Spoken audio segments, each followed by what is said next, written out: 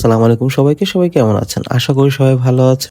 আজকে আমি মূলত গিয়েছিলাম আর্সেনালে। এটি আজিমপুর এতিমখানার একটু সামনে যে ভূতের আড্ডাটি রয়েছে, ভূতের আড্ডার ঠিক নিচেই অবস্থিত এবং ওনাদের ওয়ারিতেও একটি ব্রাঞ্চ রয়েছে। মূলত ওনারা কাবাব এবং নেহারি বিক্রি করে থাকে।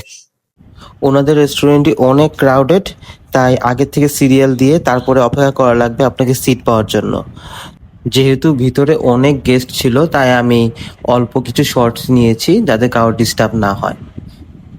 ওনারা মূলত কাবাবগুলো হাফ ডান করে রাখে, অর্ডার দেওয়ার সাথে সাথে ওনারা সবকিছু রেডি করা শুরু করে দেয় এবং আমি তো ওনাদের সকল প্রসেস দেখেছি, আমার কাছে তো খুবই ভালো লেগেছে এবং নিট অ্যান্ড ক্লিন ছিল মূলত। ওনাদের অনেকগুলো আইটেম রয়েছে, আপনারা যে যেটা খুশি অর্ডার দিতে পারেন। আমরা এখানে কিছু কিছু আইটেম আজকে ট্রাই করে দেখব। আমার কাছে তো ওনাদের মেনুটি খুবই ভালো লেগেছে, খুবই সিম্পল ছিল। চাইলে আপনারা যে কোনো আইটেম আর কি খুব সহজে সিলেক্ট করতে পারেন, এরকম ছিল আর কি।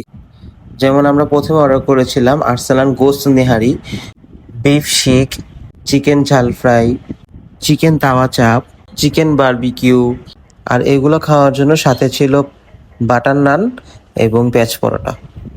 ওনাদের প্রত্যেকটি আইটেমই দেখতে খুবই লোভনীয় ছিল। অর্ডার দেওয়ার 15 থেকে 20 মিনিটের মধ্যেই ওনারা সবগুলো আইটেম সার্ভ করেছিল। সর্বপ্রথম আমি বিফ শিকটা নিয়েছিলাম।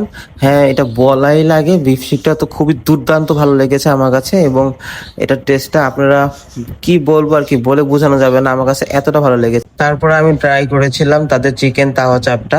তাওয়া চাপটা মোটামুটি ভালো লেগেছে, তেমন বেশি আমার কাছে ভালো লাগেনি, তবে এই সসটি দিয়ে ডুবিয়ে খেলে আপনার অবশ্যই অবশ্যই অনেক ভালো লাগবে। আসলে চিকেন তাওয়া চাপটি আর কি আমার কাছে বিফ যে শিকটা খেয়েছিলাম সেরকম ভালো যে লেগেছিল ওরকম ভালো লাগে নাই, তবে এই সসটি আর কি গেম চেঞ্জিং। নেক্সট আমি ওনাদের গোস্ত নিহারিটা ট্রাই করলাম। ওনাদের গোস্ত নিহারিতে যে গোস্তটা দিয়েছিল ওটা আসলে কেরেলির গোস্ত ছিল।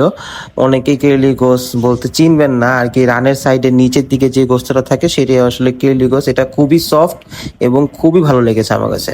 এরপর আমি নেক্সট ট্রাই করলাম ওনাদের চিকেন ঝাল ফ্রাইটা। চিকেন ঝাল ফ্রাইতে আর কি অনেক অয়েল ছিল, আপনি একটু অয়েল সরিয়ে সরিয়ে আর কি খেতে হবে কষ্ট করে।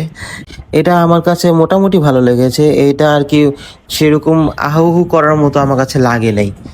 তবে ওনাদের বিফ শিক এবং গোস্ত নেহারি যেটা, ওইটা আমার কাছে বেস্ট লেগেছে। আর হ্যাঁ, ওনাদের প্লেন নান এবং পেঁয়াজ পরোটার মধ্যে আমার কাছে তো পেঁয়াজ পরোটাটা অনেক ভালো লেগেছে।